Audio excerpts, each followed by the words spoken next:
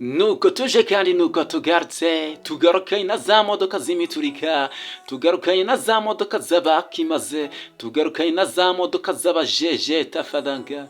Ariko ubundi niba atari ukumvuna ushaka iyihe modoka kuko ko nakoze icyo nagombaga gukora nkakuzana kuri BURASHARI TV.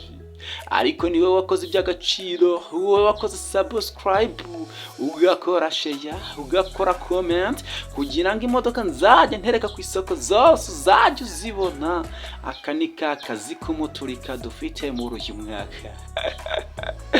Dutangiranye n'imodoka bayita Camor, ivatiri nziza cyane bayita Camor. Barakwereka saro yayo, reba saro yayo.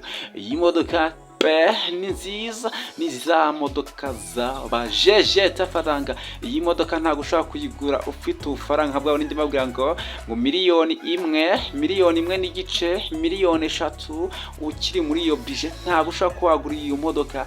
Gusa nakubwiye ko guhera ku mafaranga miliyoni 1 y'amanyarwanda ubasha kwegukana imodoka kuri BURASHARI TV. Ndashaka kubahereza imodoka muri uyu mwaka. Nta munyarwanda nshaka ko ukunda imodoka ushaka uyu mwaka ushobora gushira adafite imodoka. Niba ukunda imodoka ukaba uri mu BURASHARI, uyu mwaka ndaguhereza imodoka izahora mu ntekerezo zawe. Reba uko abajeje tafaranga bagenda baca. Aba BURASHARI mumeze muti? Aba BURASHARI ugize gose ntibahageze ahangaha. Iyi modoka yita Camor irashaka amafaranga make cyane, miliyoni 9 urabasha kuba kwegukana iyi modoka Camor. Yirebe neza uyitegereze, urayibona se? Barakwereka ipine yayo, ifite umubiri mwiza cyane, ntiyigize ko ifite moteri ivuga neza cyane. Reba umujyi, niba uzi kuvumbura ahantu turi nahagana hehe. Reba urebe uwo mujyi turimo nuwa hehe. Ahangaha turi ni hehe? Twaje kureba iyi modoka nziza iyi Camor, twaje kwireba he? Nahandi twayisanze ahantu bita Nyabugogo.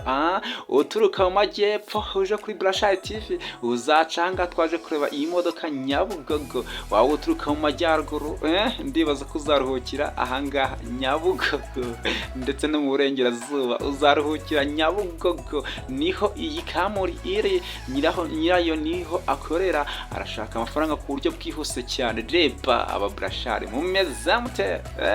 Reba aba BURASHARI. Duhamagare kuri 0784974723 ubundi ubasha kuba wakwegukana iyi Camor automatique.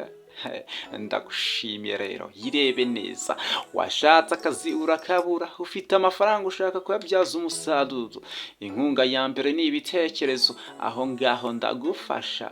Bakwirukanye ku kazi baramaze, ikitakwishe kiguhindura umunyembaraga.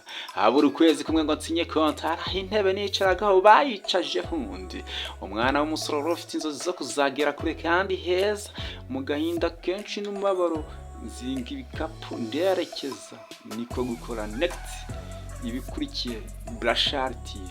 BURASHARI Special Technician Society icuruza imodoka biri ku rwego rwo hejuru, kwamamaza biri ku rwego rwo hejuru. Ndagushimiye, ndatekereza kumeze neza kandi uri amahoro. Ndagushimiye ukurikiye BURASHARI TV, wiyokoze subscribe, uri inshuti imagara. Imana izaguha umugisha, icyo umutima ushaka kizabe nk'uko ushaka. Niba utarashaka ushaka muzabane neza.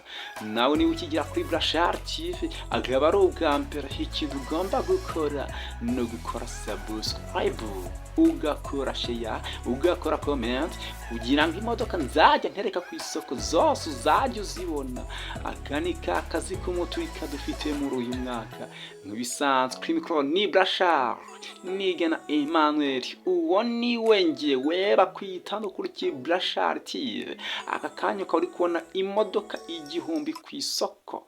Twakira imodoka 1000 ku isoko kuri BURASHARI TV. Uratekereza ko imodoka 1000 uzaburamo imodoka yawe? Nitwe dutunganya misiyo twatumwemo kuri 98% nuza kugura imodoka. Tuzatunganya misiyo twatumwemo cyangwa waduhaye kuri 98%. Uzumva byinshi kuri BURASHARI TV, bimwe gukore ku mutima, ibindi bigukore mu bwonko. ariko ibyinshi bizagusigira isomo. Ugiye kubona imodoka nyinshi amaso yawe atigeze abona kuri Burashari TV, uzumva byinshi amatwi yawe atigeze yumva.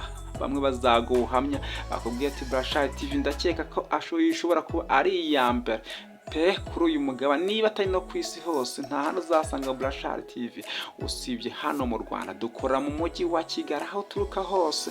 Niba uturuka mu burengerazuba, mu majyepfo, mu majyaruguru, mu burasirazuba, dusange mu mujyi wa Kigali, ubundi tuguhereza imodoka y'agatangaza.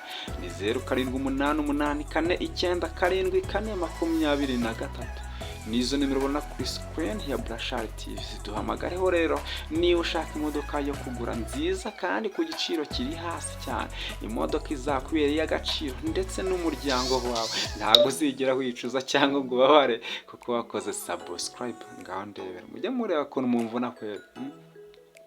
Ni muri abantu ba subscribers dufite kuntu bangana ni bake cyane, ariko rero byambabaza cyane ni ukaba ukurikiye Burashari TV ariko ukaba utarakora subscribe. Bimaze iki se? Nta kintu byaba bimaze, kuko Burashari TV ni yanyu kandi tugomba kuyiteza imbere ikazamuka ikagera kure kandi heza cyane.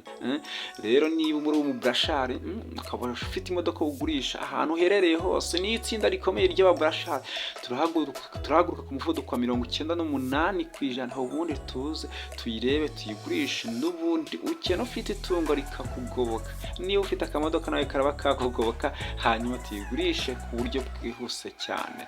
Reba imodoka ntuze kubwambona. Ese koko ndabasha se cyangwa ndapacapaca banyirukane kuri Burashari TV?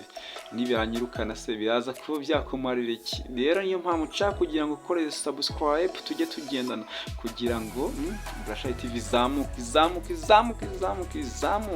Dufite imodoka nyinshi cyane, uraza ko wakwibonera imodoka rwose. Nuza kugura imodoka kuri Burashari TV, nzagufasha nk'uwifasha, ngufashe nk'ufasha umuvandimwe we, ngufashe nk'ufasha inshuti ye magara. Abageze kuri Burashari TV, abo nta imodoka kuri Burashari TV, murabizi uburyo nabaremera, ni nko kubaremera kubahera ku kiranguzo.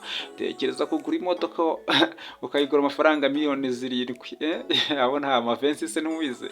Tekereza kugura avensi y'amafaranga miliyoni 10,500, wazajya kuyigurisha ukayigurisha miliyoni 12. Sinayiguhaye ntubize, ubyo nakubwiye n'ukuri, nabwe nzagufasha. Gusa nawe nakunze uburyo wanyumviye kandi wumva vuba. Uri mu Burashari, uri inshuti imagara, nzi neza ko nawe aho uri mu nyungu. Rero nimutumatumaneho, mubwirane, mukore subscribe, mukore share, mukore comment, hanyuma tujye tugenda na buri munsi. Naho nge ndi Burashari TV.